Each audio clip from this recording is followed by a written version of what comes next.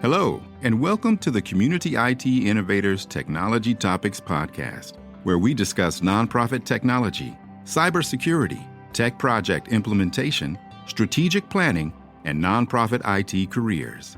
Find us at communityit.com. Well, I love the title of it, the Unprotected Data, Unprotected Mission, instead of saying like governance, because everyone's like, well, governance, that's so boring. I know, boring. The way you presented it is so great. Welcome, everyone, to the Community IT Innovators Technology Topics Podcast. I'm Carolyn Woodard, your host, and today I am really happy to be welcoming a new guest to the podcast to talk about unprotected data in your nonprofit leading to an unprotected mission. So, Jen, would you like to introduce yourself? Sure. Thanks, Carolyn. My name is Jenn Walen. I am the Director of Data and Systems at the Greater Washington Community Foundation in the District of Columbia. It's my third community foundation. I've been working in development and database and all the things data for about 25 years. And I'm here to talk about how important it is to protect our data and how it has to be an organizational priority, not just in the sitting in operations or sitting with your database manager. So I look forward to the conversation. Yeah, I think there is nothing, well, I don't know, maybe fundraising makes nonprofits go even a little bit more crazy, but data is just, it's a constant. Mm-hmm. And I think a lot of nonprofits and foundations have a lot of anxiety around data. So you had some questions that you like to ask around how your organization is using data and thinking about data. Right. And I think it's especially true now because cybersecurity and data security is such a fresh topic and something that all nonprofits worry about, including our foundation. I think it's important to ask, where does data fit into your organizational priorities? And data is not just financial transactions. Data is also the phone calls we have with our donors and our grantees, the email interactions we have with advisors or with fund holders or with people interested in working with you.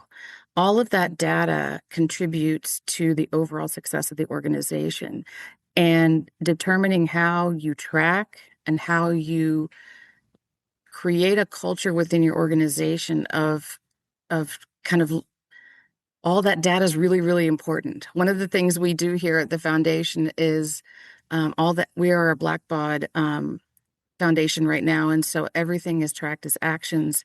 And the actions report for the week goes out to every single staff member every Friday. And it's a great way to get caught up on what's happening in the foundation. And sometimes you'll see an interaction that might affect what you're doing, or you might have something to contribute. I think it's incredibly valuable to share data across departments, across the desk, because you never know, someone might have some information that can contribute to that interaction or contribute to that relationship. I love that. Before I was at Community IT, I was an IT director at a large international nonprofit. And this was like kind of way back in the day before there was a lot of good search and good tools. And we used Razor's Edge at that time. And I would say data was just, people really protected it, their contacts, their interactions, and it made it really hard to get that full view. And also it meant that people used a lot of workarounds. Exactly. So they would not trust that this was the current address of the person, or that the most recent note was in fact the most recent note, that there had been other interactions since then. So they would have all of their own little mini, Excel sheets or whatever it was that they were keeping, which just compounds the problem. So it does. You need to have a single source of truth, and it's important to set standards for data entry and standards for when something changes. So, for example, creating a checklist when your board of trustees rolls over, What are who needs to know and who's going to correct it in the database? Who's going to update the records? Um, if relying on those Excel sheets means you cannot generate accurate mailing lists, you cannot generate accurate like development lists of people and pipelines that you need to work with. It also makes reporting incredibly challenging because you can't see the full picture. If people are holding on to information that everyone needs to have access to. So we have the same challenge here at the foundation, and it is about kind of setting standards, getting leadership behind you to reinforce the behaviors that you want, which is data belongs in the one source of truth that you have. It's not easy, and a lot of people don't want to change. They like their spreadsheet. But all that data has to be accessible to everyone for it to be useful for your executive director, for your board, because they want to see reports, they want to see progress, they want to see what we've done over the year. And if you can't keep your database up to date, it's impossible to do. And I know you went through a process over several years. So I wondered if you could tell us a little bit more about that. Where did you start Sure. at the Washington Foundation? So And what did you I do? started a little over 5.5 years ago. And I was brought in because a consultant, our foundation was ready to switch to a new database, but a consultant had told us that our data wasn't ready. Our data wasn't clean enough, which was kind of, I'm sure that was a shock to the organization. And so as a result of that, they created the position that I'm in now.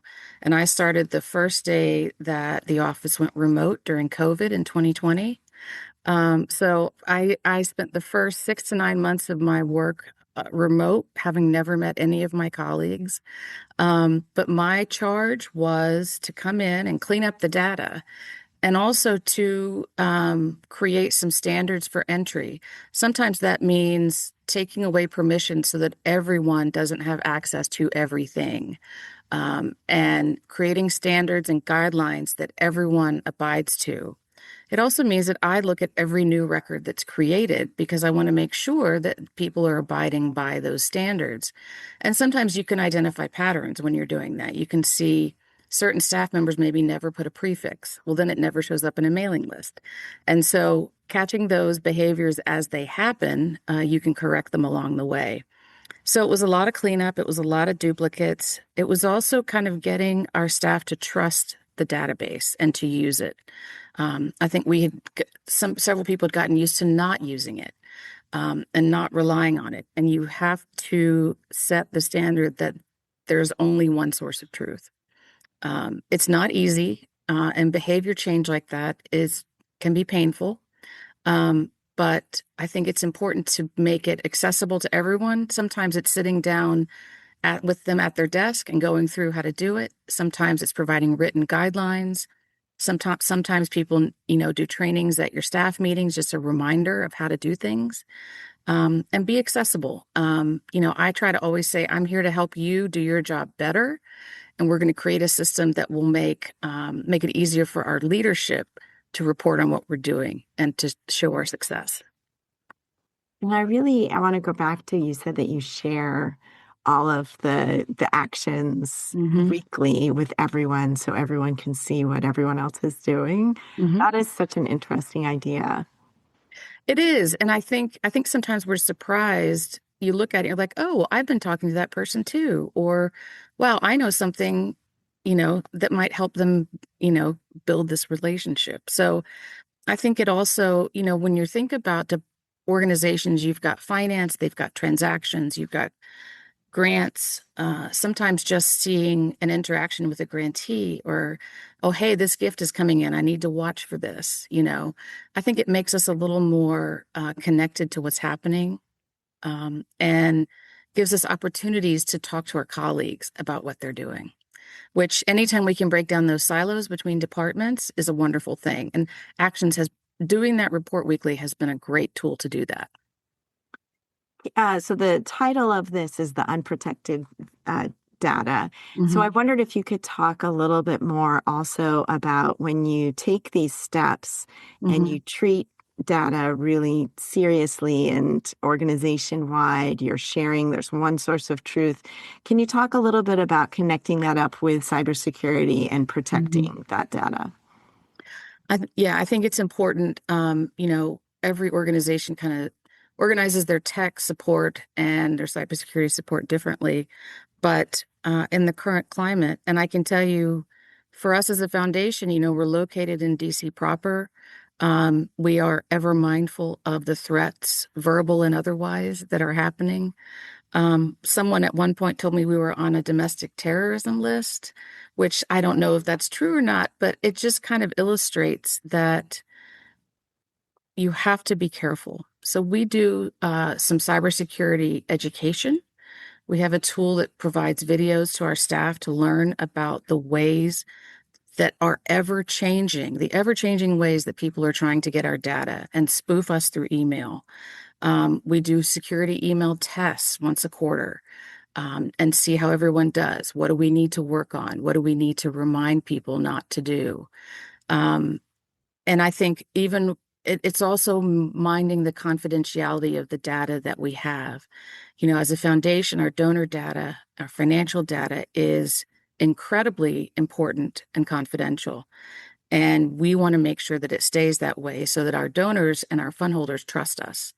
And I think the same goes for any nonprofit. You need to be mindful of standards internally on confidentiality.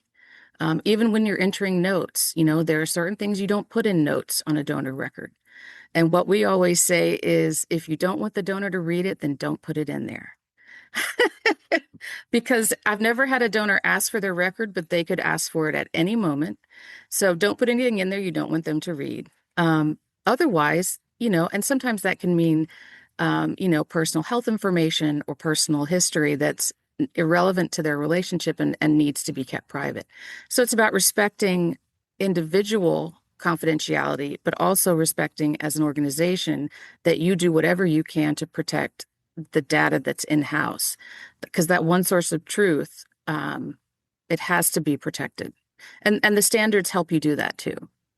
Yeah, and I think it's a little counterintuitive, but in some ways, having lots of little pockets of truth, Hmm. if you don't have eyes on those, you don't know if something has been compromised. And so, I mean, an Excel sheet is not Right.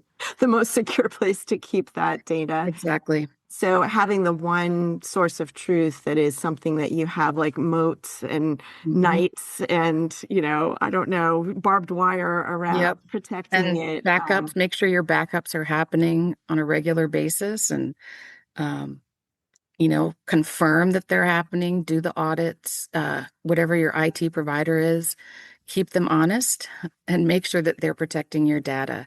I can tell you about 3 years ago, we had an incident where over the weekend, there were like 3 days of data that we lost. All the financial transactions, all the activity, because for some reason our backup didn't happen. Um, I can tell you that it was a very stressful week trying to retrieve and re-enter all of that data. You don't want that to happen.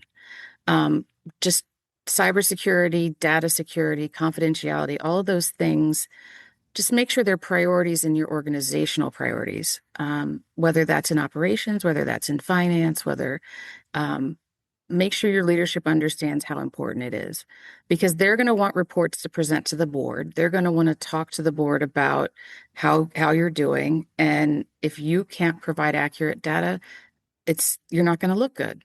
And nobody wants that.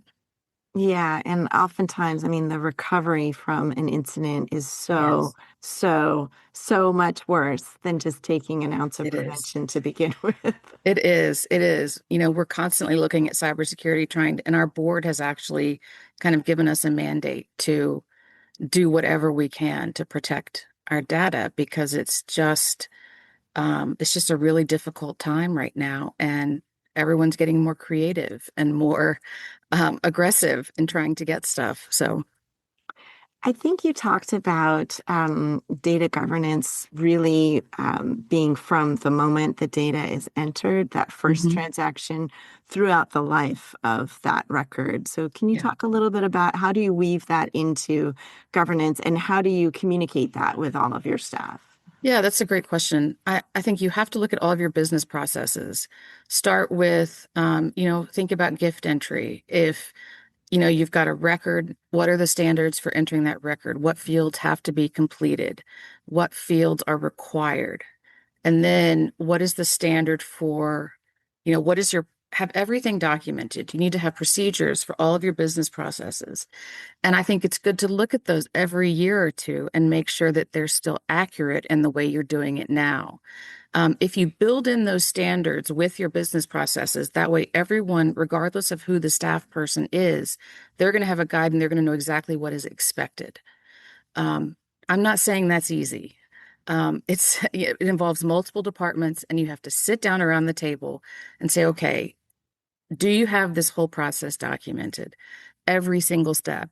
And does it reflect how you're doing it today? And then you, as a data guru and data champion, have to look at it and go, okay, where are there opportunities to build into that process data standards? Yeah, so build them into the business processes so it's part of every single business process that happens. It's not easy. I'm not saying it is, but if you do that and make it the expectation instead of the exception, then it becomes part of normal behavior in a day-to-day work. Yeah, it is not easy. We have a lot of clients who come to us, and one of the issues is they have no documentation on Hmm. their inventory, on their Right, processes, on the licenses that they have, and also on their onboarding and offboarding right. processes, which it sounds like from what you're saying too, that when you have this documentation of how data is entered or how this Hmm. record is created, what the required fields are, then it doesn't matter if people offboard. Like your staff isn't going to be your staff forever. Right, exactly. It makes it easier to transition to somebody else's needing to take over that role. Oh, and here's the guideline of Right, exactly how you enter that right. record. And I also recognize you have to make time for this kind of project to set aside, make sure your processes are documented. It could be led by department. Each department could take responsibility for their own business processes, and then make sure that whoever is your data champion has eyes on it to include those data standards in within the process and that they're agreed upon. I mean, obviously, you don't want to just put something in a process because you want it. You have to make sure that it's something they're willing to do and agree that is a good idea. Buy-in is really important when you're trying to implement change like this. And certainly get leadership to support this. Me as a peer, I'm not going to go to a director and tell them how to do their job. But if I have a director talk to another director and reinforce that behavior, then it's more effective because it's coming from a peer. I realize sometimes that leadership can be the challenge. If they're not a believer or behind you in data governance. But hopefully you can find someone on the leadership team that will be your champion and help you create a culture of data security and governance and standards. Yeah, sometimes it can be a board member too, because that's Yeah, part of what they're charged absolutely. with is that risk assessment and Yeah. And last time obviously. I presented this, the most questions I got were about what do I do if leadership is the problem? So I think it's something that several people are struggling with. You can talk about data standards all the time, but if there's no one keeping you accountable and no one saying, hey, this is really important, it's a priority for the organization, nothing's going to change. Yeah, I have a friend who tells this anecdote from a long time ago. So I don't even know if there are names attached to it anymore, but he was doing a project with a nonprofit, a large nonprofit organization to implement a CRM, a big Hmm. database. And this is like 20 years ago or so. So they rolled it out, the executive director is there, party, et cetera. And he says, oh, but I'm not putting my Rolodex in there. like Mhm. literally at this like announcement of like everyone's going to use the CRM. This is our single source of truth. And he's like, yeah, but not my Rolodex. I'm still using my Rolodex. Mm. And the consultants were all just like kind of threw their Yeah, hands up because they're like, yeah. Counterproductive. Yeah, it's got to be an organization-wide philosophy, approach, and behavior. Yeah, yeah. it really Now, does. I know we've talked about a lot of the how hard it is and Hmm. what the big challenges are, but could you talk a little bit about the beautiful things that happen when you have a single source of truth and you Yeah. have kind of weekly check-ins and the data is all going where it's supposed to be going and it's the way it's supposed to be? Yeah, what's wonderful is you can actually empower your staff to generate accurate mailing lists from the system. They don't have to come to you to generate your list. They can go in and generate a list because the data is updated. The other thing I think that's important from a leadership side is if you have accurate giving and grant data and financial activity, you can predict future behavior too. A lot of times, we're coming up for us, we're coming up into budget season, and it is impossible to create a fiscal year budget if you don't know how you've done in the past and what the patterns are over multiple years. So predicting trends is really important. Boards love that kind of stuff too. I think it gives confidence to your staff. They feel good about their job because they can generate the resources they need to be effective. If your staff doesn't trust the database, they're going to be frustrated, and that can create some tension, especially when there are requests for reports or there are requests for mailing lists. It's about giving your staff the tools to help them do their job effectively and having that one source of truth that everyone updates and uses. It makes everyone's job so much easier. It gives them confidence that when they run a list, it's going to be accurate. And no one wants to send out a mailing that's inaccurate. That is, we don't want any touches to our donors or our prospects to be a negative experience. So I think giving confidence to your staff that they have the tools they need is really important. It makes their job easier. Oh, I think about like the hours spent on the workarounds and fixing the Yes, list and making sure all the salutations are in there I correctly. know. Just if you can get rid of that, like, wow, that's a big win. It is. It saves you an enormous amount of time. Do you have recommendations for people to take away from this podcast? I would say be consistent, um, create standards and uphold it. Don't make exceptions, regardless of who it is. And I think a lot of kindness along the way is important. This is not easy, and there's going to be some cleanup that people have to do that they're not going to be happy about.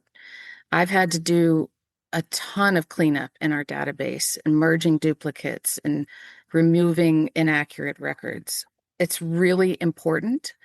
Um, and sometimes it's training your colleagues to say, "Hey, I noticed these profiles don't look right. Can you look at this?" And that's a big step for them to say, "Hey, I know this is not accurate. I want you to look at it and let's get it fixed." So let's get people paying attention to the data. Be kind, support your colleagues. If they need you to sit down with them, do that. I think, people learn in multiple ways, and we have to present new behaviors in multiple ways as well. So I try to do that in a positive way, but I think the biggest tool for me has been having leadership behind me, saying this is important, this is a priority, and that gives my colleagues kind of the fuel to do it. So I would say just take it on. Get in there and clean up the data. It's so satisfying when you get your database in better shape. You're going to make everyone happy. It's going to take a while. I mean, I've been doing this 5.5 years and I'm still cleaning up. Um, it's you always find something to do, but I think the rewards are great for doing the hard work.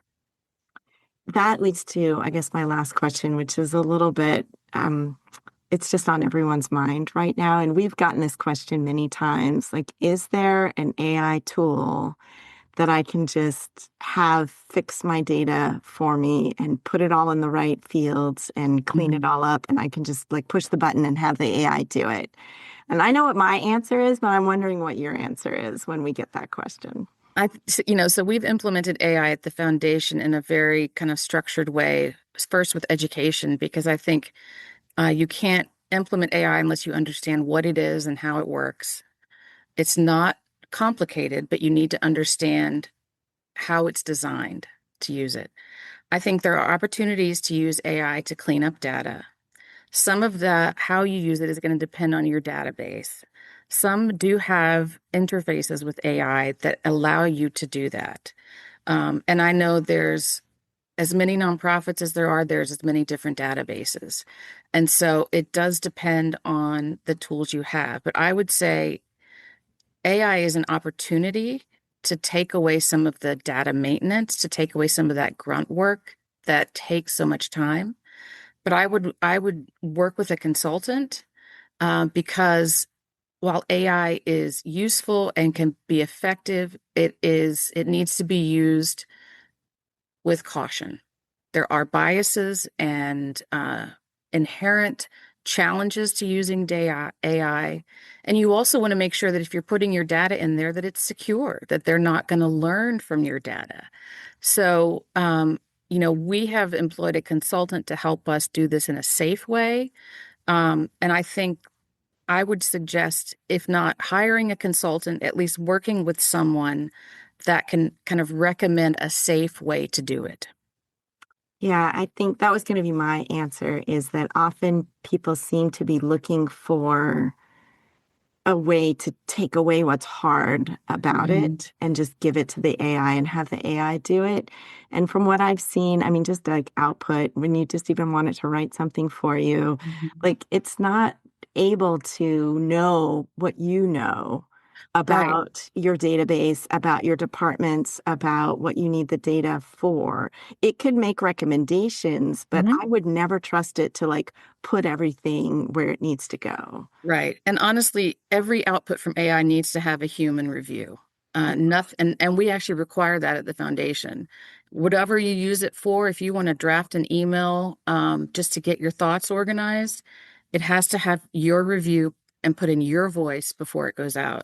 I think AI can help us really save time, but you just have to know what you're doing and be careful. And especially since we talked about confidentiality, the security of our data, those AI tools are grabbing everything that you put in there. So just be careful. Yeah. Yeah. Great advice. Well, Jen, I want to thank you so much for your time today and for sharing all of these insights and your expertise with this subject. I think we get questions about data all the time, about security, about organization, about if there's any quick fixes. So I appreciate you sharing this all with our audience. Thank you so much. Thank you, Carolyn. It was my pleasure. Community IT does these free webinars and podcasts for our community, and we love sharing our knowledge and experience. If you have more questions or are having trouble with your IT at your nonprofit, please get in touch with us on our website, www.communityit.com, so we can start a conversation or schedule an assessment.